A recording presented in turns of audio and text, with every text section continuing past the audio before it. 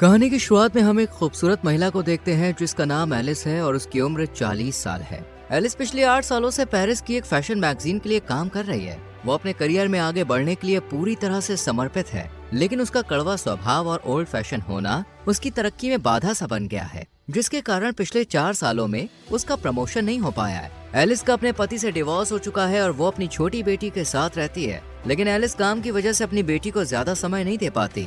वो काम में जाने से पहले अपनी बेटी को अपनी बहन के घर छोड़कर जाती है। एलिस अपनी जिंदगी में बहुत अकेली है और उसे खुद के लिए भी समय नहीं मिलता। एलिस अपनी कंपनी के काम से ब्राजील जाती है और जब वो काम खत्म करके फ्लाइट से पेरिस लौट रही होती है तो उसकी मुलाकात एक यंग लड़के से होती है जिसका नाम एडम है। एडम की उम्र 20 साल है और वो एक कॉलेज में पढ़ता है। एडम ने इकोनॉमी क्लास की सीट बुक की थी, लेकिन उसके सीट में दिक्कत होती है, इसलिए उसे बिजनेस क्लास में एलिस के पास बैठा दिया जाता है। एडम पहली बार बिजनेस क्लास की सीट पर बैठकर काफी खुश होता है, जबकि एलिस अपने लैपटॉप पर काम कर रही होती है। लैंडिंग के दौरान प्लेन में तेज टर्बुलेंस शुरू हो जाती है, जिससे एलिस बहुत डर जाती है और एडम का हाथ पकड़ लेती है।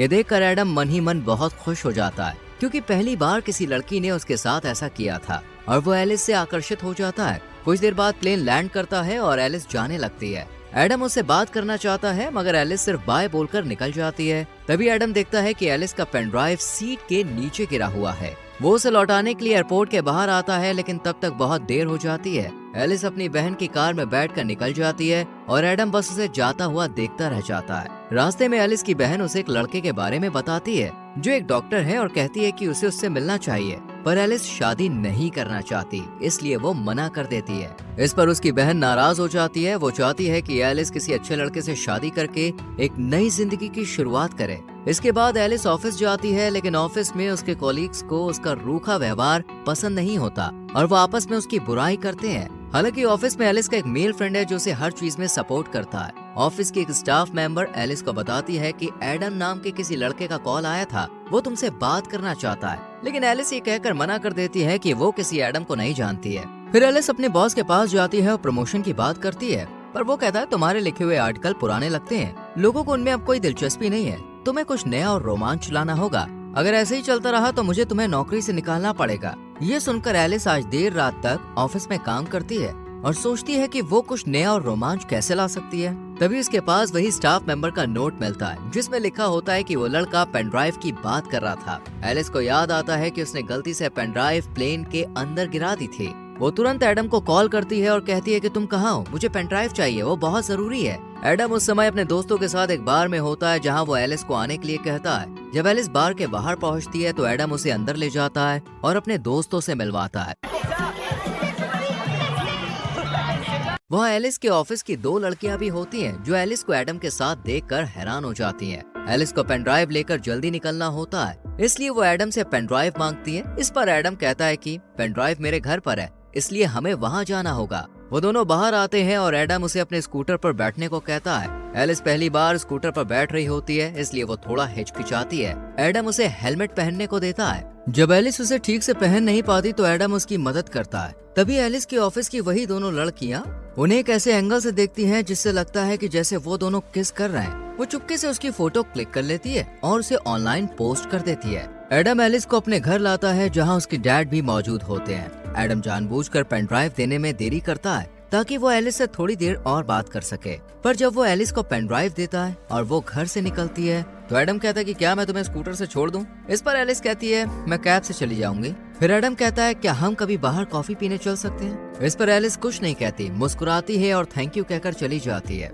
अगले दिन जब एलिस ऑफिस जाती है तो सब लोग उसे अजीब निगाहों से देख रहे होते हैं। एलिस कुछ समझ नहीं पाती, तभी उसकी एक कॉलीग उसे और एडम की फोटो दिखाते हुए कहती है कि तुम दोनों की ये फोटो किसी ने ऑनलाइन डाल दी है और सबको लग रहा है कि वो और एडम किस कर रहे थे। पर एलिस जानती है कि ये सिर्फ एक गलतफहमी है, ऐसा कुछ नहीं हुआ था। लेकिन उसका बॉस ये देखकर बहुत खुश होता है। वो कहता है मुझे तुम्हारा ये नया लुक बहुत पसंद आया। एलिस कहती है ऐसा कुछ नहीं है, पर बॉस कहता है हमें तो यही चाहिए। वो लड़का तुमसे उम्र में काफी छोटा है, ये बहुत कूल लगेगा। बॉस को लगता है कि मैगजीन युवाओं को टारगेट करती है और अगर एलिस एक जवान लड़के के साथ रिलेशनशिप में है तो वो युवा पीढ़ी की सोच को बेहतर समझ पाएगी। वो कहता है तुम इसमें लगी रहो, ऐसा करने से हमारी मैगजीन बिकेगी, क्योंकि लोगों को मिर्च मसाला चाहिए होता है। पर एलिस अपने से कम उम्र के लड़के को डेट नहीं करना चाहती है। वो अपने दोस्त से इस बारे में बात करती है, जो उसे सलाह देता है कि उसे बस दुनिया को दिखाने के लिए एडम को डेट करना चाहिए। वो कहता है अगर तुम्हारा बॉस ये देखेगा तो वो तुमसे खुश होकर तुमको प्रमोशन दे सकता है। पर किसी की भावनाओं से खेलना और झूठ बोलना सही नहीं था,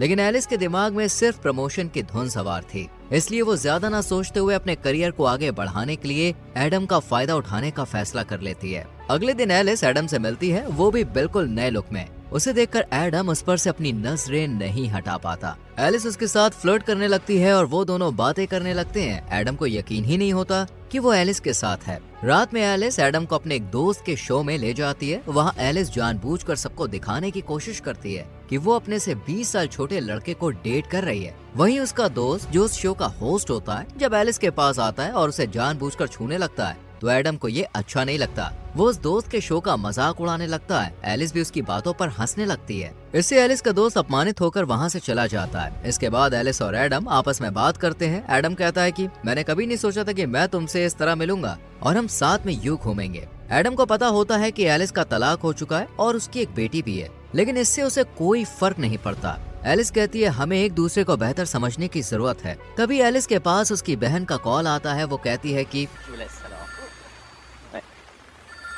मैंने उस डॉक्टर को घर पर बुलाया है जिससे मैं तुम्हें मिलाना चाहती थी, इसलिए तुम जल्दी से घर आ जाओ। एलिस जाना नहीं चाहती, लेकिन बहन की बात की इज्जत करते हुए वो एडम से झूठ बोलती है कि मेरी बेटी की तबीयत खराब है, मुझे घर जाना होगा। ये सुनकर एडम भी थोड़ा परेशान हो जाता है। वो जल्दी से टैक्सी बुलाता है और एलिस को उसमें बैठा देता है। ये देखकर एलिस को लगता है कि एडम उसकी कितनी फिक्र करता है। घर पहुँचने पर एलिस अपनी बहन, जीजा जी और उस डॉक्टर के साथ डिनर करती है।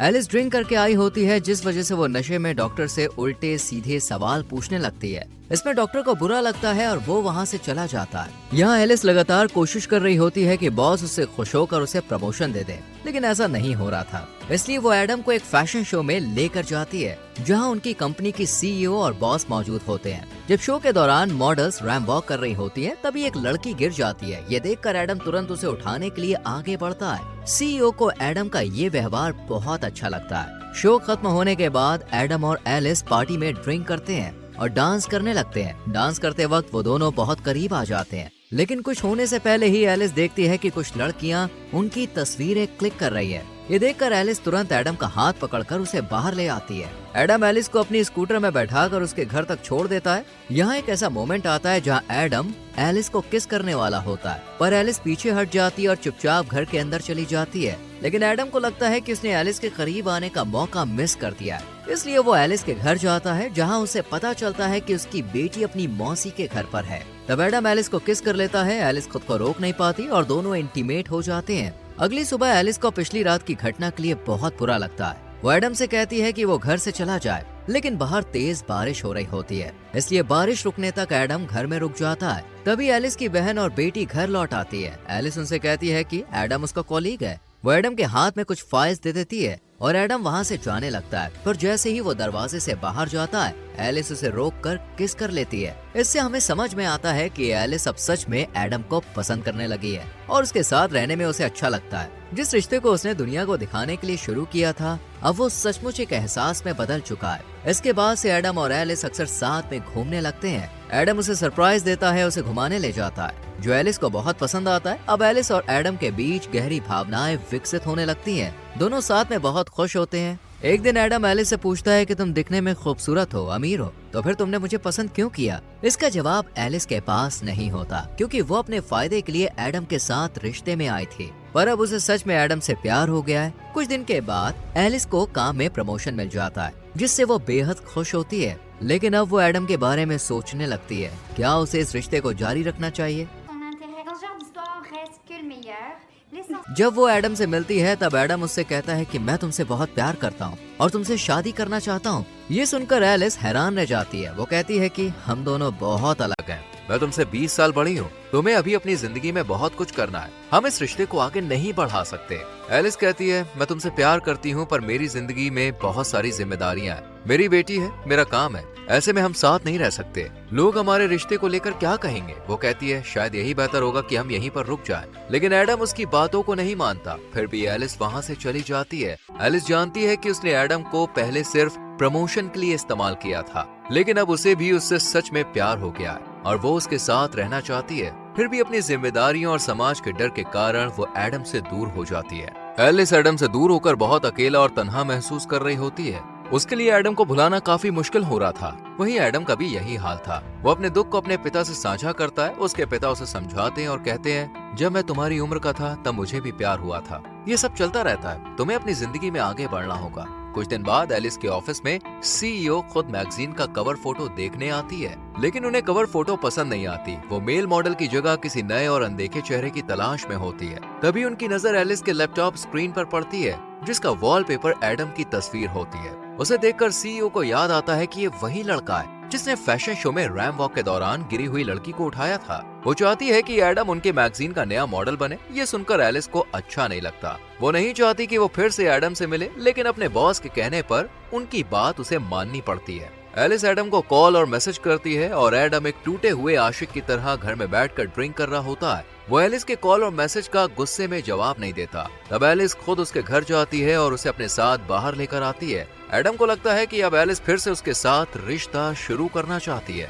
लेकिन एलिस उसे बताती है कि तुम्हें मैगजीन के लिए मॉडल बनना होगा, तुम्हें खूबसूरत लड़कियों के साथ काम करने का मौका मिलेगा और इसके लिए तुम्हें पैसे भी मिलेंगे। ये सुनकर एडम गुस्से में आ जाता है। उसे समझ में आ जाता है कि एलिस अपने काम के लिए उसके पास आई है। वो कहता है, मैं अब तुमसे मिलना नहीं चाहता, अच्छा होगा हम कभी ना मिले, और वो गुस्से में वहाँ से चला जाता है। जिस दिन एडम का फोटो शूट होना होता है, सभी एडम के आने का इंतजार कर रहे होते हैं। एलिस को डर लगता है कि अगर एडम नहीं आया तो उसे नौकरी से निकाल दिया जाएगा। तभी एडम वहाँ पे आ जाता है, क्योंकि वो अब भी एलिस से प्यार करता है। उसे मेकअप रूम में ले जाया जाता है, जहाँ उसका लुक तैयार किया जा रहा होता है। तभी उसके पास एलिस का दोस्त आता है और एडम से माफी मांगता है। वो कहता है कि मैंने ही एलिस को सलाह दी थी कि वो तुम्हारे साथ झूठा रिश्ता बनाए ताकि उसे प्रमोशन मिल सके।